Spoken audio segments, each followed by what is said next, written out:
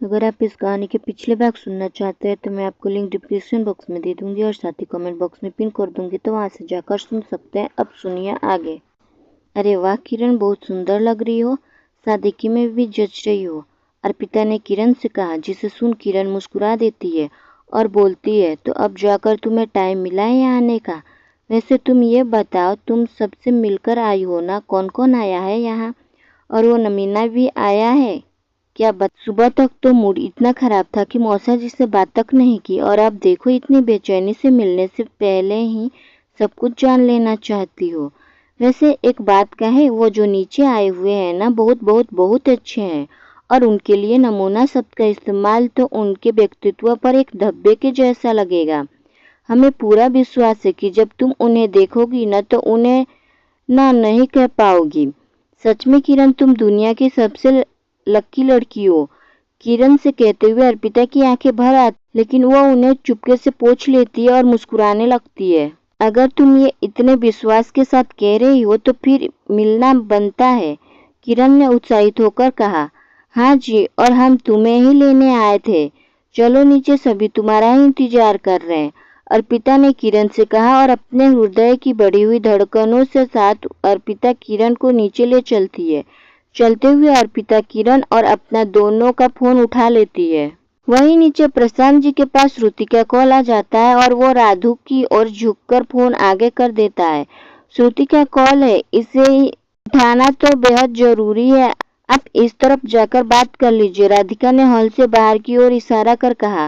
Okay thanks का प्रशांत वहां से उठकर चला जाता है।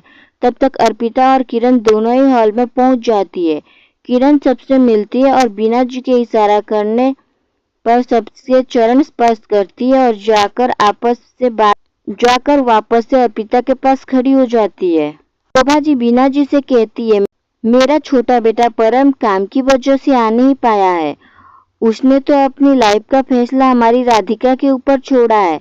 उसका तो साफ साफ कहना है, जिसे राधिका भाभी पसंद करेगी वो बिल्कुल परफेक्ट होगी। कोई बात नहीं शोभा जी, जीजी हेमंत जी की बहन ने तो सारी बात कर रखी है, तो इसमें परम जी का न आने का कोई दिक्कत वाली बात नहीं है। हेमंत जी जी, और फिर आजकल के लड़के लड़कियां का मिलना कोई बड़ी बात नहीं है। जब परम बेटे फ्री हो, बच्चे की एक मुलाकात कर देंगे, जिससे आपस में मिलकर एक दूसरे को जान समझ सके। नुपेंद्र जी, अवश्य, आपकी बात से मैं पूरी तरह सहमत हूँ हेमंत जी। अर्पिता वहां मौजूद सदस्यों की बात सुनकर कंफ्यूज हो जाती है कि आखिर ये परम का क्या मसला है, जो यहाँ मौजूद ना होकर भी यही है, और अचानक से सब उसकी ही बातें किए जा रहे हैं। उधर श्रुति फोन पर प्रशांत से कहती है, भाई मैंने आकर गलती करी है, आज तो कॉलेज में अर्पिता नहीं आई है और सात्विक भी आकर चला गया है, मतलब पक्का बोर हो रही हूँ। इससे अच्छा तो आपके साथ ही पहुँच जाते, कितना बढ़िया होता। अरे कोई नहीं, वैसे भी हम लोग यहाँ जिससे मिलने आए हैं उसे हम लोग पहले से ही जानते हैं। अच्छा भाई, फिर तो फोटो भेजिए भाई, अभी मुझे भी देखना है कि आखिर वह है कौन, श्रुति उत्साहित होकर कहती है। ठीक है, वेट श्रुति अभी भेजता हूँ। कि प्रशांत वही साइड से खड़े होकर एक अर्पिता की एक फोटो खींच लेता है और श्रुति को सेंड कर देता है। प्रशांत फोटो जो सेंड कर दिया है देख, ओके अब मैं रखता हूँ, बाय के प्रशांत अपना फोन रख देता है और आकर उसके साथ बैठ जाता है। वहीं कॉलेज में श्रुति बगीचे की एक बेंच पर बैठी हुई होती है और प्रशांत द्वारा भेजी गई फोटो देख रही होती है कि तभी कॉलेज के वही छटे हुए बदमाश लड़के श्रुति के पास आ जाते हैं और उसे चारों ओर से घेर कर खड़े हो जाते हैं। हे बेबी, आज तो तुम अकेले मिल गई हो हमें, उनमें से एक ने कहा, जो श्रुति के सामने खड़ा होता है। आवाज सुनकर श्रुति अपना फोन रख नजरें ऊपर उठाकर देखती है तो उन लोगों को अपने पास देख हतप्रभ हो जाती है। उसे एहसास होता है कि वो जल्दी किसी मुसीबत में पड़ने वाली है। उसके चेहरे का रंग उड़ जाता है, लेकिन फिर भी अपने आप को सामान्य दिखाने की कोशिश करते हुए वो थोड़ी कड़क आवाज में कहती है, तुम लोग कतई बेशर्म हो, इतना कुछ सुनने के बाद कुछ नया सुनने के लिए चले आते हो। उस दिन वाला सबक बड़ी जल्दी भूल गए, श्रुति ने एक ही सांस में कहा, जिसे सुन वो लोग कहते हैं, हाँ जी, हम सबक तो भूल गए और अब बहुत जल्द तुम भी खुद को भूल ही जाओगी। हमारा किया हुआ कारनामा देखोगी। बहुत अकड़ है ना तुम। और तुम्हारी उस दोस्त का नाम क्या है? उसका गाइड। इस लड़के ने अपने बाकी दोस्तों को और देखकर कहा। अर्पिता। अर्पिता नाम है उस तीखी छुरी का। उसके बाकी दोस्त ने कहा, हाँ तो नाम है तो है, तुम्हें इससे क्या लेना देना। और हाँ, दूर रहो हम लोगों से, वरना तुम्हारा ऐसा हाल करेंगे ना जो तुम्हारी सोच से भी परे होगा। श्रुति ने गुस्से से तमतमाते हुए कहा। श्रुति के कहने पे वो लोग हंसने लगे और बोले, देखो आज तो बिल्ली भी शेर की माफिया म्याऊं म्याऊं करना छोड़कर दहाड़ रही है। खैर हम लोग तो यहाँ आए थे तुमसे कहने की तुम हम लोगों से अपनी गलती की माफी मांग लो और इस झगड़े को यही खत्म करो। कि नहीं, तुम भी जिद्दी हो। अभी तो हम कॉलेज में हैं, लेकिन तुझसे कुछ ज्यादा नहीं कह सकते। लेकिन कल हम लोग फिर से मिलेंगे, तब तुम्हारी दहाड़ भी सुन लेंगे। आज का कोटा पूरा हो गया, सामने वाले लड़के ने कहा और उसने अपनी दाई और खड़े लड़के की ओर इशारा किया। उसके इशारा करते ही सामने खड़े लड़के अपना फोन निकाला और चुपके से श्रुति का फोटो खींच ली एवं सामने वाले लड़के की ओर देख थंब से काम होने का इशारा किया। श्रुति उन लोगों की बात का मतलब समझ नहीं पाती है और वह पांचों मुस्कुराते हुए वहां से चले जाते हैं और थोड़ा दूर में जाकर पीछे मुड़कर श्रुति की ओर देख उन सबका मुखिया उस फोटो खींचने वाले लड़के को फोन लेता है और अपने फोन में श्रुति का फोटो लेकर उस लड़के का फोन से डिलीट कर उसे फोन वापस कर देता है और मुस्कुराते हुए कहता है, अब आएगा मजा। सबके सामने मेरी इंसल्ट करवाई थी इसने, अब उसके जरिए मैं दोनों को सबक सिखाऊंगा और ऐसा सबक सिखाऊंगा कि फिर किसी से उलझने की कोशिश नहीं करेगी। कहते हुए वो मुस्कुराता है और अभी वहां से चले जाते हैं। श्रुति उनकी बात को थोड़ी कंफ्यूज होती, लेकिन फिर फोन पर नजर पड़ते ही वो सब भूल कर फोटो चेक करने लगती है। फोटो में अर्पिता और किरण को एक साथ देख के कहती है, ओ माय गॉड, मतलब ये किरण है जिन्हें देखने के लिए प्रशांत भाई और राधु भाभी गई हुई है। क्या बात है, श्रुति खुद से कहते हुए खुश हो जाती है। घर पर सारी बातचीत कर शोभा, राधु और कमला एक दूसरे की ओर देखती है तो राधु अपने साथ लाए हुए बैग को उठाकर शोभा को थमाती है और शोभा खड़ी हो जाती है और किरण के पास जाकर उसे उस बैग में रखा हुआ सामान शगुन के रूप में दे देती है। प्रशांत की नजरें शोभा जी के पीछे पीछे जाती है और यह देख उसके चेहरे पर अन्यासी हल्की सी मुस्कान आ जाती है कि उसकी शोभा माँ ताई जी ने वह शगुन का सामान अर्पिता को ना देकर किरण को दिया है। वह मन ही मन कहता है, शुक्र है कि ये मेरी गलतफहमी निकली। हम लोग यहाँ अर्पिता को नहीं, उसकी बहन किरण को देखने आए हैं। वहीं अर्पिता भी इसी गलतफहमी में होती है। वह शोभा जी की बात का असर समझ ही नहीं पाती है। शगुन देने के बाद शोभा जी वापस आकर बैठती है तो किरण एक बार फिर उसके चरण स्पर्श करती है। वो मन ही मन सोचती है, पापा जी ने तो कहा था कि निर्णय मुझे लेना है, लेकिन यहाँ तो मुझसे बिन पूछे ही शगुन का सामान हाथों में थमा दिया गया है। एक बार मुझसे पूछा तक नहीं है। अब सबके सामने तो मैं क्या कहूँ इनसे। ऊपर से जिसे मुझे देखना है, जिसे मिलना है, वो अभी तक नहीं आया है। अब इन सब की बातों से तो मुझे ऐसा ही लग रहा है, वो नहीं आया है तो फिर यहाँ आया कौन है और कौन है वो जिसकी तारीफ अर्पिता किए जा रही थी। देखिए तो क्या, किरण अपनी नजरें उठाकर चारों ओर देखती है तो अपने दाएं की तरफ सोफे पर प्रशांत जी को बैठे हुए देखती है। इसे देख किरण हैरान हो बुदबुदाती है, अरे ये तो बीरबल की खिचड़ी है, होले होले रफ्ता रफ्ता पकने वाली। उसकी बात सुनकर अर्पिता सबकी ओर मुस्कुराकर देखते हुए अपना हाथ उसके पीछे कर उसकी कमर पर पिंच कर देती है। किरण घूरकर उसे देखती है, जिसे देख अर्पिता उससे फुसफुसाते हुए कहती है, यूं अकेले अकेले बड़बड़ाना बंद कर, यहाँ सबकी नजर तुझ पर ही आकर रुक रही है।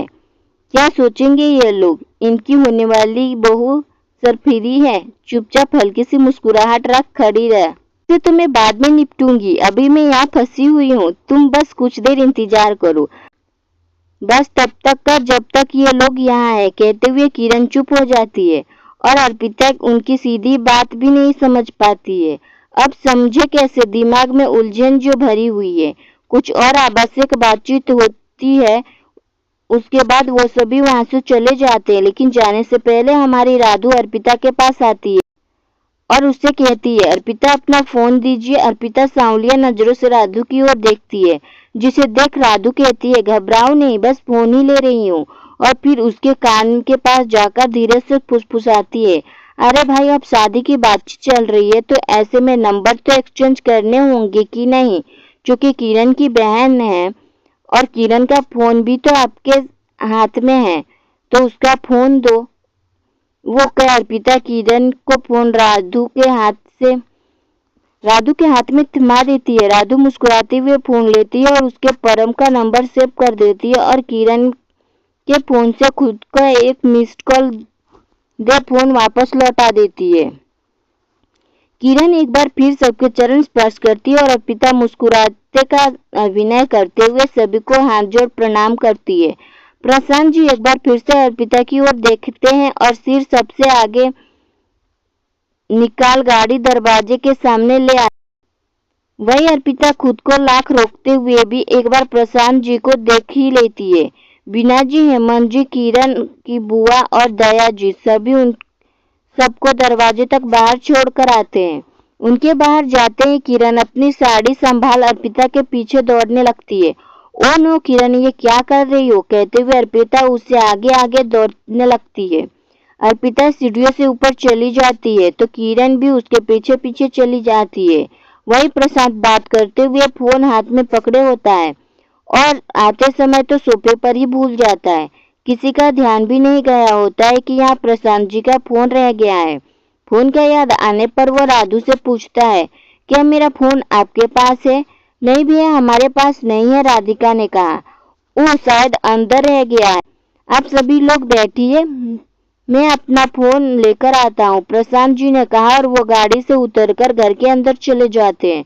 वही हमारी अर्पिता और किरण दोनों ही खिलखिलाते हुए फर्स्ट फ्लोर पर दौड़ रही है।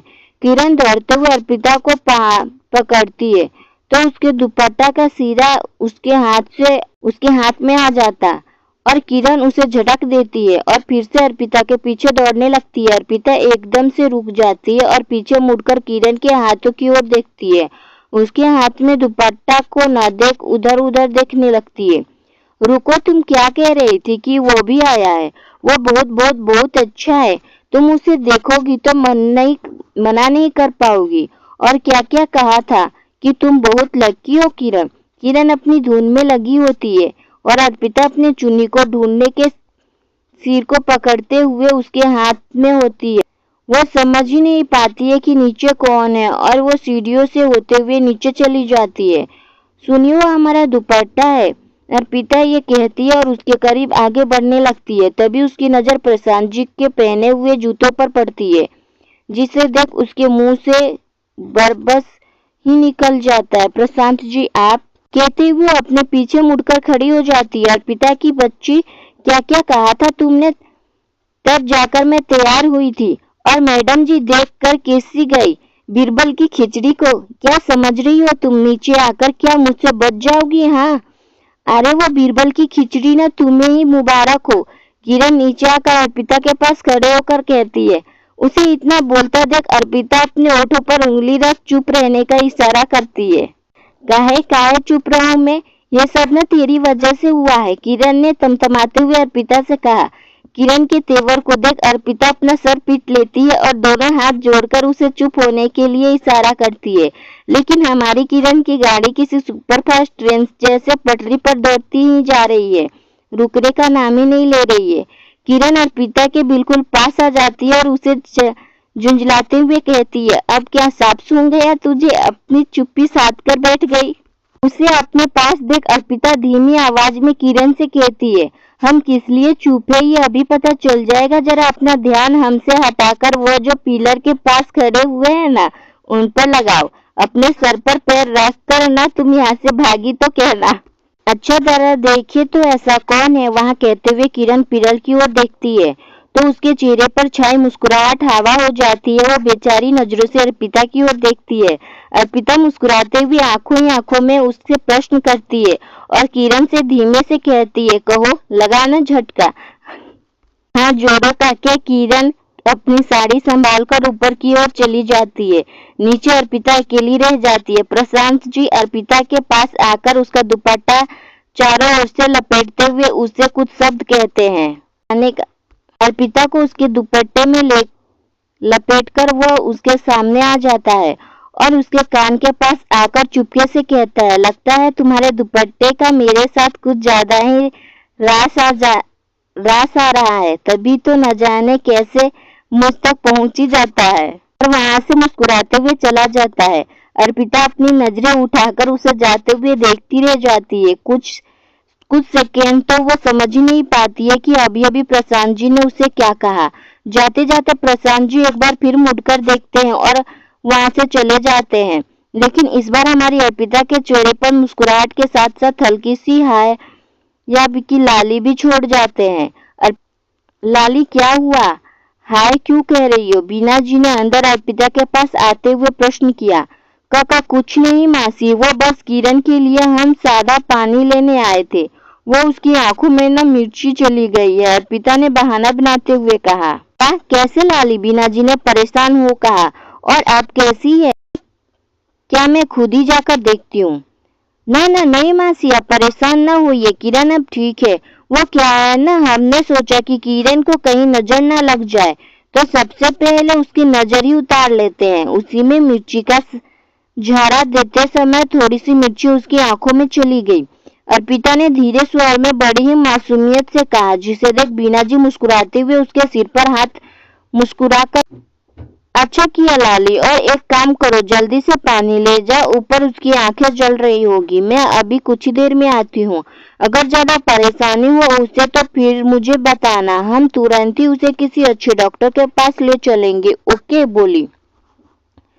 जी मासी, कहते हुए अर्पिता वहां से तुरंत ही रसोई में चली जाती है और वहां से पानी का जग उठाकर किरण के कमरे में पहुंचती है। किरण अर्पिता को आने की आहट सुनकर दरवाजे के पीछे छिप जाती है और सोचती है, आज तो मुझे नहीं छोड़ने वाली मैं अर्पिता, मजा तो तुम्हें मैं चखा कर ही रहूंगी। अर्पिता कमरे में अंदर पहुंचती है और चारों ओर देखती है। किरण को न पाकर वो उसे आवाज लगाते हुए आगे बढ़ जाती है। उसकी नजर सामने रखे ड्रेसिंग टेबल पर मिरर पर पड़ती है, जिसमें किरण को दरवाजे के पास छुपा देख उसके चेहरे की शरारत वाली मुस्कान आ जाती है। वह किरण की मौजूदगी से अनजान बनते हुए वहीं खड़ी हो कहती है, लगता है किरण वॉशरूम में गई हुई है, हम यही खड़े हो उसके आने का इंतजार करते हैं, कहीं ऐसा ना हो हम यहाँ से गए और मासी ऊपर से आ जाए और किरण से पूछताछ करने लगी। वैसे भी वो आने ही वाली होगी ना, अर्पिता खुद से कहती है और वही खड़ी होकर इधर उधर टहलने लगती है। अर्पिता की बातें किरण सुन लेती है तो उसकी तरफ तमतमाते हुए आगे बढ़ती है और उससे कहती है, तो मतलब फिर से तुमने कोई राब्ता फैलाया है, अब क्या किया है तुमने, बताओ मुझे, और माँ यहाँ क्यों आएगी पूछताछ करने? तो गॉड, क्या कह रही हो किरण, तुमने तो हमें डरा ही दिया, यूं एकदम से देवी की तरह प्रकट हो गई हो। अर्पिता अपने सीने पर हाथ रखकर थोड़ा सा ड्रामा करते हुए कहती है, देखो अर्पिता, मेरा मूड तो वैसे ही खराब है और अब तू यूं बातें गोल गोल घुमाकर इसका दही मत बनाओ, जो पूछा साफ साफ बताओ, किरण ने कहा। किरण की बात सुनकर अर्पिता उसके सामने आकर कहती है, वो मासी को हम मस्त संभाल लेंगे, तुम बस ये बताओ कि तुम्हें प्रशांत जी कैसे लगे। ये कुछ शब्द कहते हुए उसके होठे कांपने लगे, जिन्हें देख किरण कहती है, अर्पिता जब इतना ही डर लग रहा है तो साफ साफ कुछ कहती क्यों नहीं हो? क्या साफ साफ कहे हम किरण? अर्पिता ने अनजान बनते हुए पूछा। यही कि तुम्हारी लाइफ में अब आ गया स्पेशल वन आ गया है, वो स्पेशल वन जिसके आने का इंतजार हर लड़की को तब से होता है जब से वो यौवन की दहलीज पर कदम रखती है, जब से उसकी आंखें किसी अनजाने से अजनबी की छवि को सभी ओर ढूंढने लगती है, जिसके आसपास होने पर भर से उसे हर तरफ हर वस्तु में एक ही रंग नजर आने लगता है, वो रंग जिसे राधा रानी प्रेम का रंग कहती है। अर्पिता, जब से तुम मेरे कॉलेज से आई हो तब से ही मुझे लग रहा था कि तुम्हारे साथ कुछ अलग हो रहा है, तुम्हें इस बात का एहसास भी है लेकिन जता नहीं रही हो।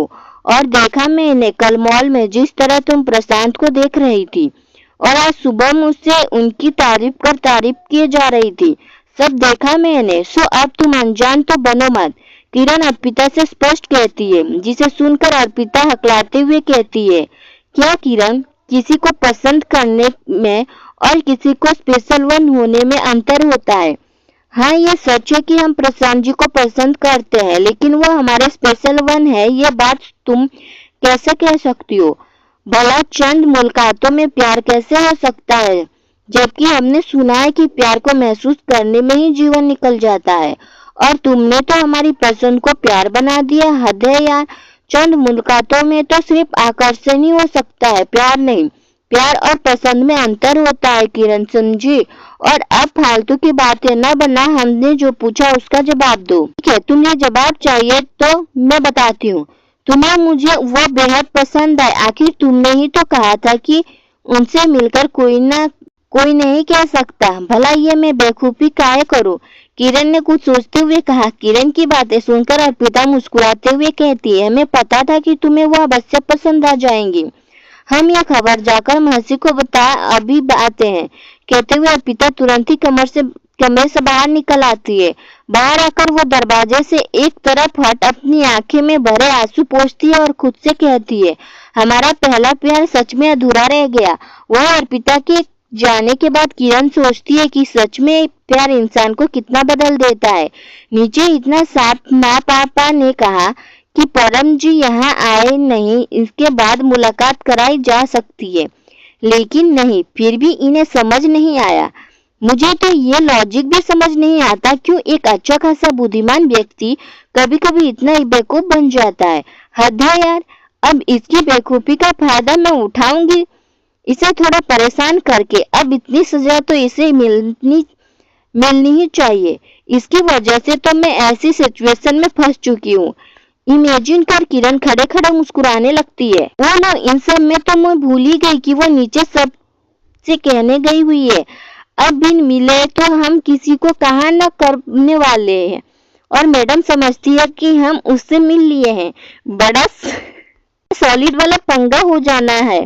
अगर इसे नीचे जाकर माँ को बता दिया तो अभी इसे रोकना पड़ेगा। कहते हुए किरण अर्पिता के पीछे आती है और उसे दरवाजे से थोड़ा हटकर खड़े हुए देख वह फुर्ती से उसके पास आती है और उसके बाह पकड़कर अंदर कमरे में खींच लेती है। अब क्या किरण, तुम हमें ऐसे क्यों लेकर आई?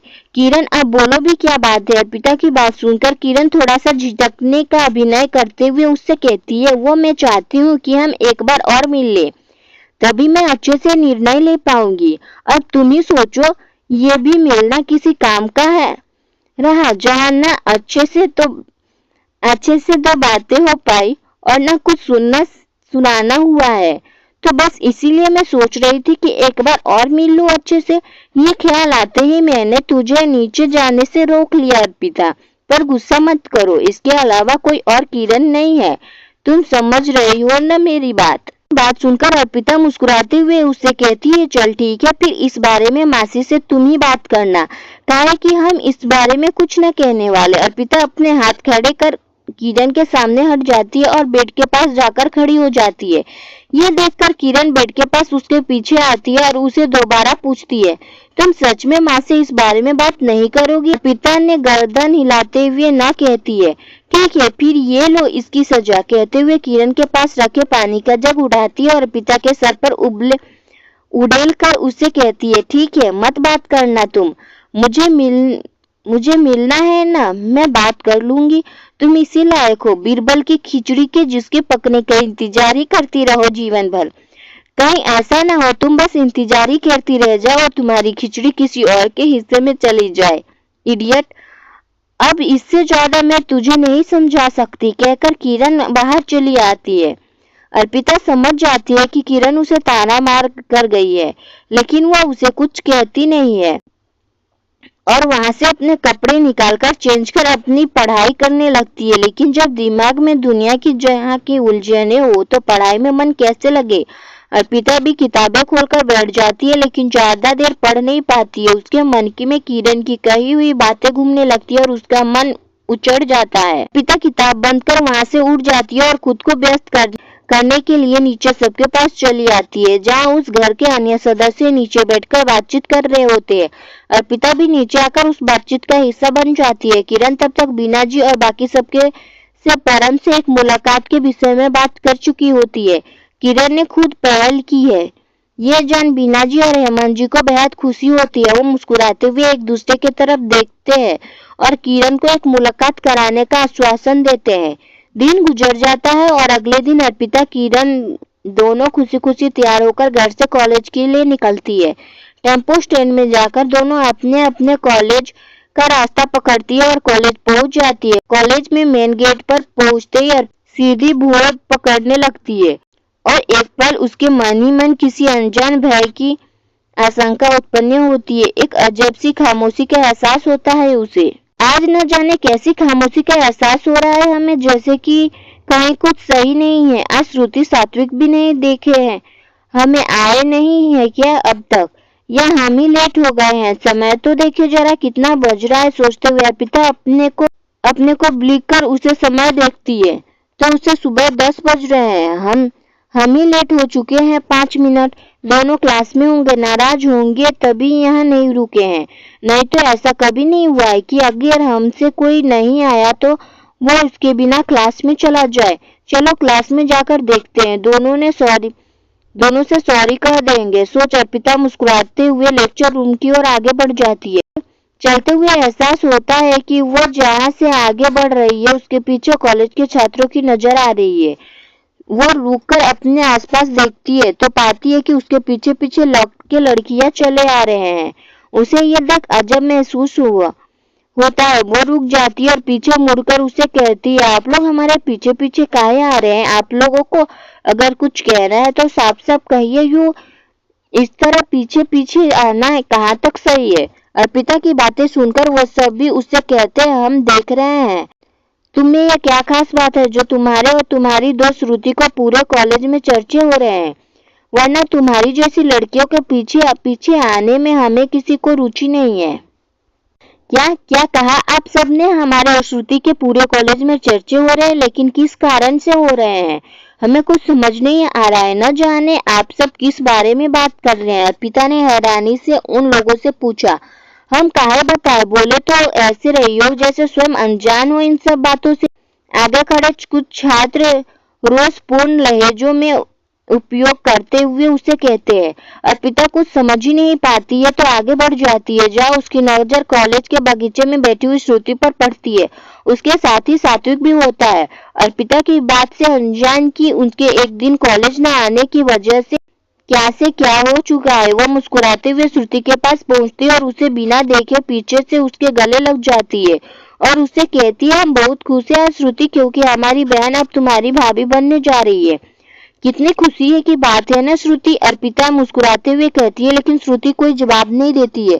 अच्छा तो अब समझे, तुम हमारे कल न आने से नाराज हो, लेकिन तुम तो सब जानती हो हम कल क्यों नहीं आ पाए थे श्रुति।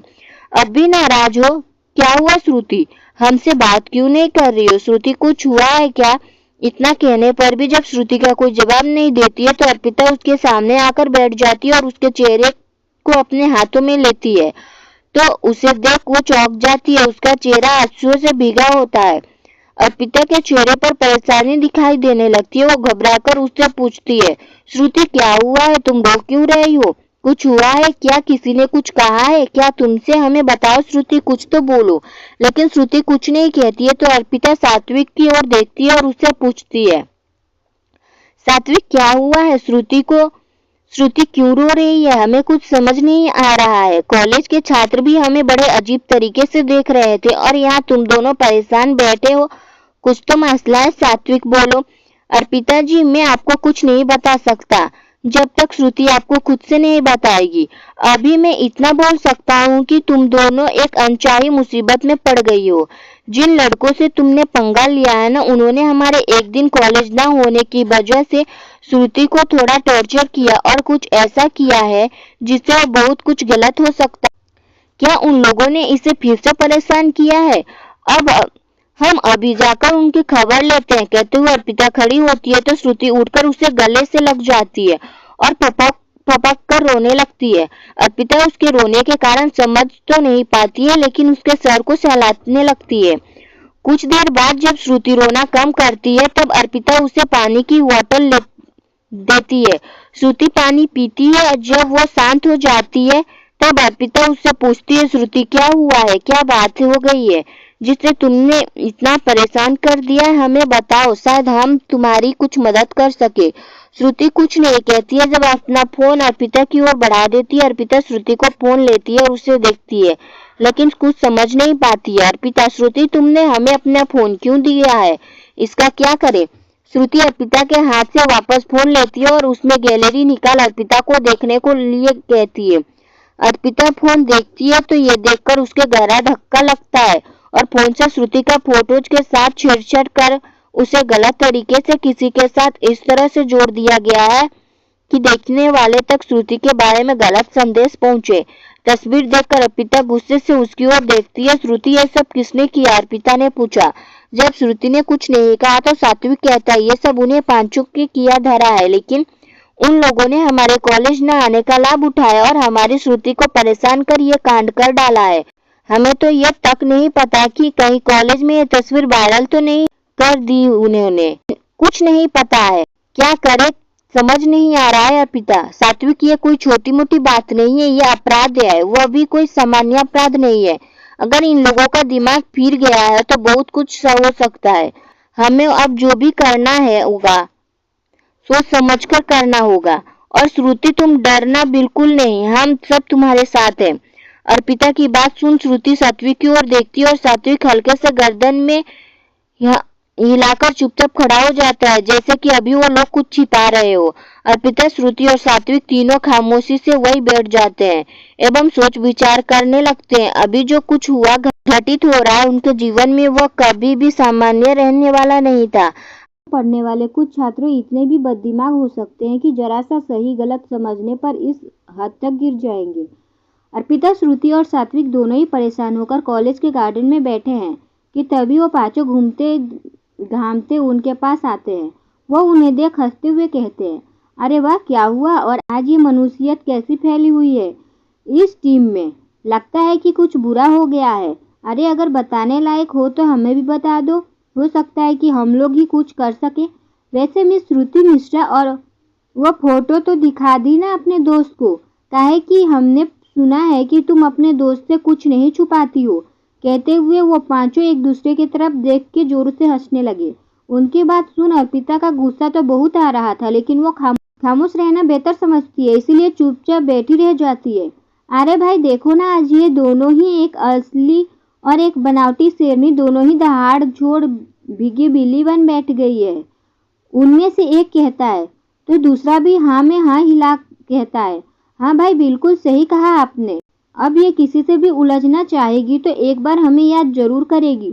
श्रुति जी, अब अगर आपसे या आपकी दोस्त अर्पिता ने हम में से किसी से उलझने की कोशिश की तो हम क्या क्या करेंगे यह मुझे कहने की जरूरत तो नहीं है।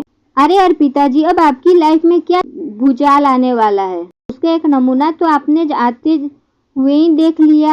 रही कसर शाम तक पूरी हो जाएगी। अब कहावत तो सुनी होगी, जो बोएगे वही पाओगे, तेरे ऐसा करनी वैसी भरनी। और अब हम जो कहेंगे वो तुम्हें करना होगा, नहीं तो क्या करेंगे आप लिटिल बॉय? कुछ सोचते हुए अर्पिता उनसे कहती है और अपने हाथ में पकड़े हुए श्रुति का मोबाइल को चलाने लगती है। वह तुरंत ही एक संदेश सात्विक को सेंड करती है जिसमें लिखा होता है, सात्विक हमारी बातचीत का वीडियो रिकॉर्ड करो। और वह खुद ही श्रुति का फोन से यह संदेश टाइप कर फोन चुपके से उसे दिखा देती है, जिसे श्रुति उसकी बात समझ जाती है। तीनों एक दूसरे की ओर देखते हैं और खड़े हो जाते हैं। वही सात्विक भी एक संदेश छोड़ देता है, झगड़ा करो। श्रुति उसकी बात का समझ नहीं पाती है, लेकिन उनके पास इतना समय नहीं होता है कि वो किसी को कुछ समझा सके। उसे कुछ समझ नहीं आता है तो अर्पिता से कहने लगती है, अर्पिता तुम चुप करो, अगर इन लोगों की दिमाग खराब हो गया ना तो तुम समझ रही हो ना क्या कर सकते हैं लोग, हमें इनकी बातें माननी पड़ेगी, इसके सिवा कोई रास्ता नहीं है। तुम समझो ना इस बात को। अर्पिता श्रुति के व्यवहार को समझ नहीं पाती है। वो उसने कहती है, क्या हुआ है श्रुति? हम तब से सुने जा रहे हैं इन लोगों को भी चुप रहकर ये तो हमें अपना गुलाम समझने लगे हैं। श्रुति तो समझने दो, हम लोगों को कुछ ही कर सकते इसमें, जब तक पूरी बात पता नहीं चल जाती। लो भाई, हम लोगों को कुछ कहने की जरूरत ही नहीं पड़ी, यहाँ तो इसका असर भी दिखने लगा है। चलो हम लोग भी चलते हैं, बहुत मजे ले लिए, अब कुछ देर बाद आएंगे वापस। बात के लिए भी तो बचा कर रखना है, रोज धीरे धीरे कर ही मजे लेना है। बहुत बेइज्जती की थी इन दोनों ने पूरे कॉलेज के सामने, और तो और अब ये किसी से कुछ कह नहीं पाओगी कि हम लोगों ने इनके साथ क्या किया है। ठीक है, अभी के लिए टाटा, बाय बाय बाय, फिर मिलेंगे। वो कहो पांचों वहां से चले जाते। उनके जाते ही अर्पिता गुस्से में श्रुति की ओर देखती है और उससे कहती है, क्या हो गया था तुम्हें? तुम क्या कह रही थी? अगर तुम बीच में नहीं बोलती ना तो हम इन परेशानी से आज ही बाहर निकल जाते।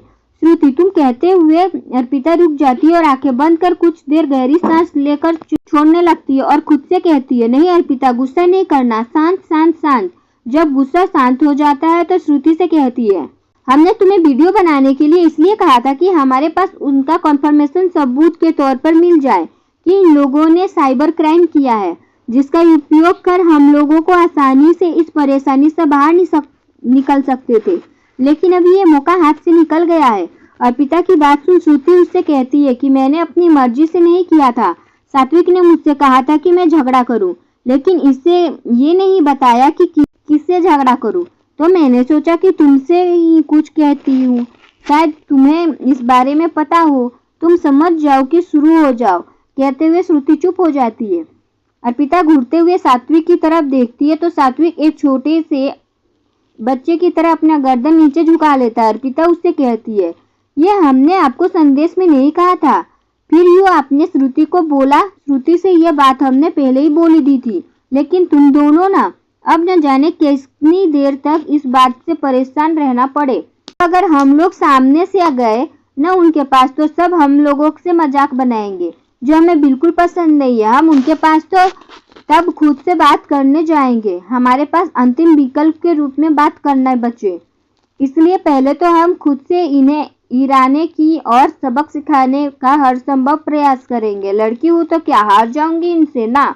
श्रुति और सात्विक जी एक काम कीजिएगा, अब से आप दोनों जब भी लोग आसपास में हो तो इनके साथ ही रही बातचीत को रिकॉर्ड जरूर करना। और हाँ श्रुति, इनसे डरना नहीं बल्कि इन्हें अपनी हिम्मत दिखाकर उकसाना।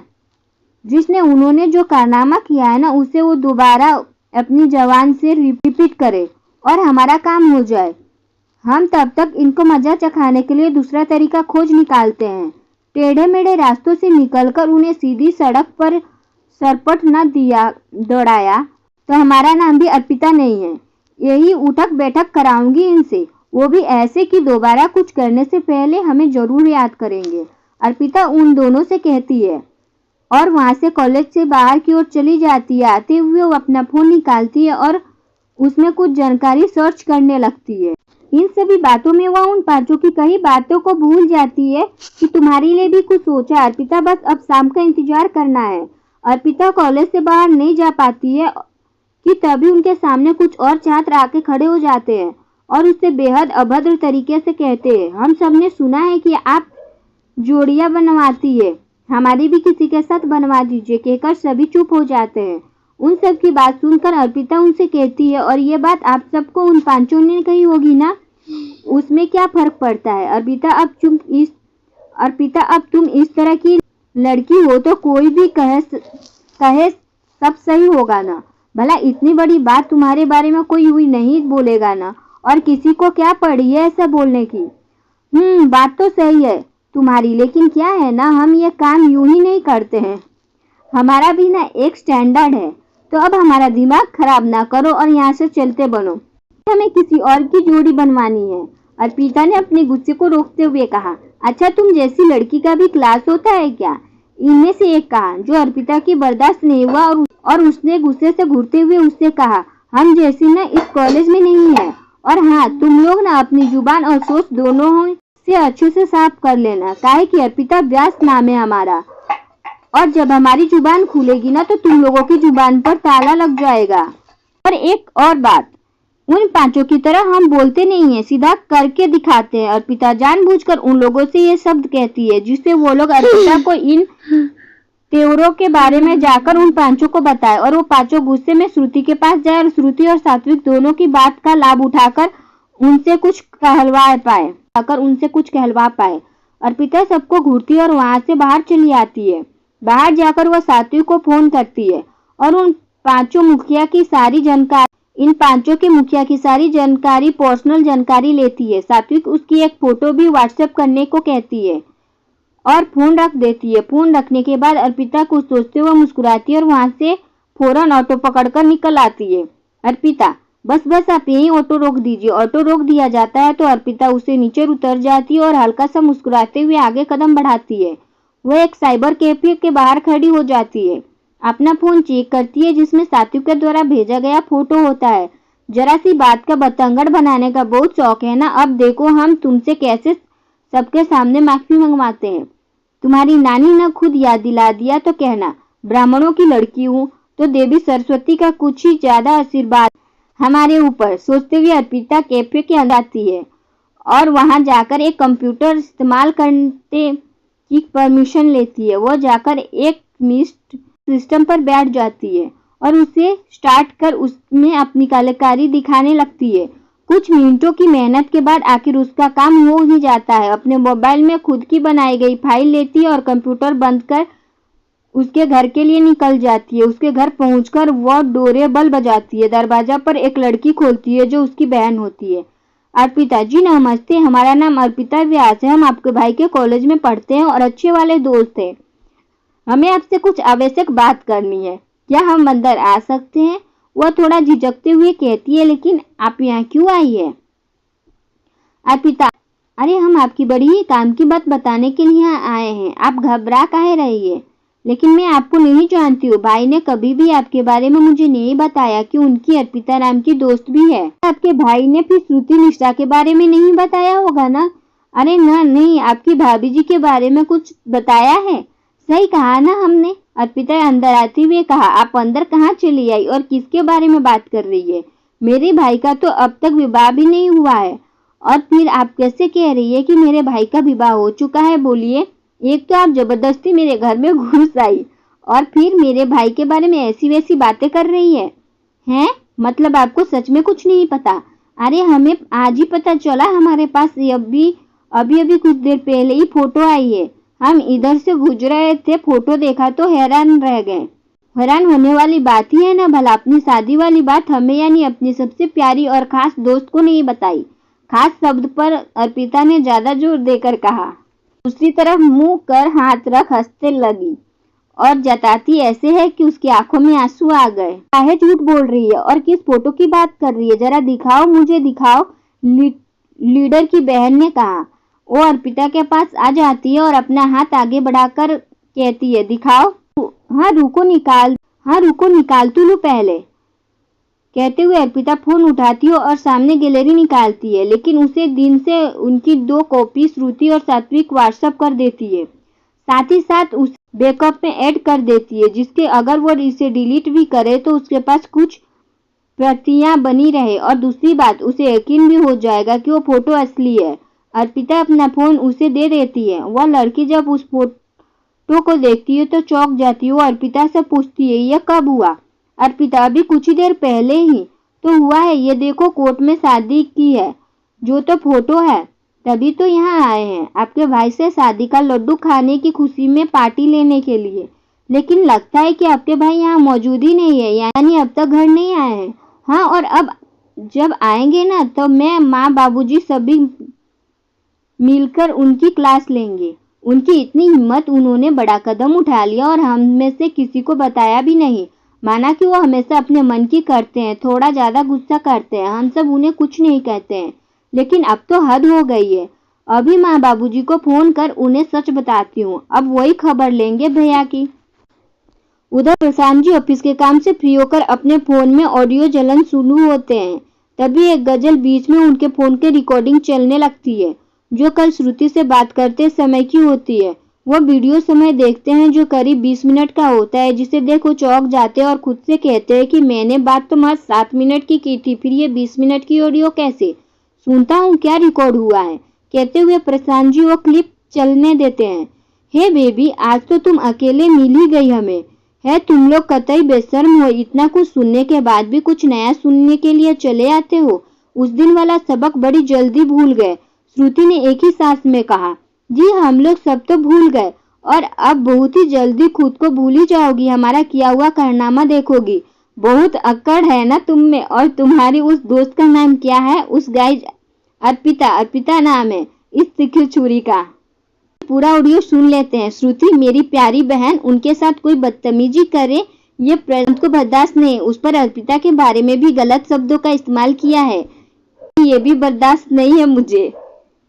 प्रशांत जी अपनी बाइक की चाबी उठाते हैं और मोबाइल से अपनी पॉकेट में रखते हैं और वहां से श्रुति के कॉलेज के लिए निकल जाते हैं। उधर कॉलेज में वो सभी छात्र इकट्ठे होकर उन पांचों को ढूंढते हैं, उसके पास जाते हैं और उससे कहते हैं, देख भाई तेरी बात पर भरोसा कर, हमने अर्पिता से जोड़ी बनवाने के लिए कहा लेकिन वो तो हमारी ही बेइज्जती करके चली गई। कहती है कि वो ऐसे वैसे जोड़ियां नहीं बनवाती, उसके लिए भी क्लास दिखाती है। कह सभी चुप हो गए। इतना सब जानने के बाद भी उनकी इतनी हिम्मत अभी भी बनी हुई है, ये बात तो काबिले तारीफ है। भाई कुछ तो बात है उसमें, अब उसे कंट्रोल में लाने के लिए कुछ और सोचना पड़ेगा। तब तक सहेली श्रुति से निपटते हैं, अभी के लिए तो वही उसे काबू में रखेगी करने का अचूक अस्त्र है। क्या वो पांचों श्रुति के पास पहुंचते हैं और उसे फिर से परेशान करने लगते हैं, लेकिन इस बार अर्पिता पहले से ही दोनों को समझा चुकी है उसे क्या करना है, इसीलिए वो भी पहले से ही तैयार होते हैं। क्या बात है, मेरी समझाने का कुछ खास असर नहीं हुआ है? हाँ, तभी तो हमारी सहेली वो तिखी छुरी अर्पिता ने अपनी जुबान खोलने की हिम्मत की है। अब जब जुबान खोली है तो फिर उसकी सजा अब तुम भुगतोगी। यह बात सुनकर सुखा जाती है। वो सात्विक की ओर देखती है तो सात्विक उसका हाथ थाम लेता है और ओले से कहता है, हिम्मत करना, डरना नहीं है। हाँ में गर्दन हिलाती है और धीरे धीरे उससे कहती है, का किस सजा? मैंने क्या किया है जो मैं सजा भुगतूंगी? पहली मेरी गलती तो बताइए। श्रुति की हिम्मत देख, वो कहता है। इसके बाद की कहानी सुनने के लिए सुनते रहे आटू मोटिवेशनल वाइब। आपको यह कहानी कैसी लगी मुझे अपनी राय कमेंट बॉक्स में जरूर दीजिएगा। कहानी पसंद आए तो लाइक शेयर सब्सक्राइब कर दीजिए। मिलते हैं नेक्स्ट पार्ट में। Thank you for watching video.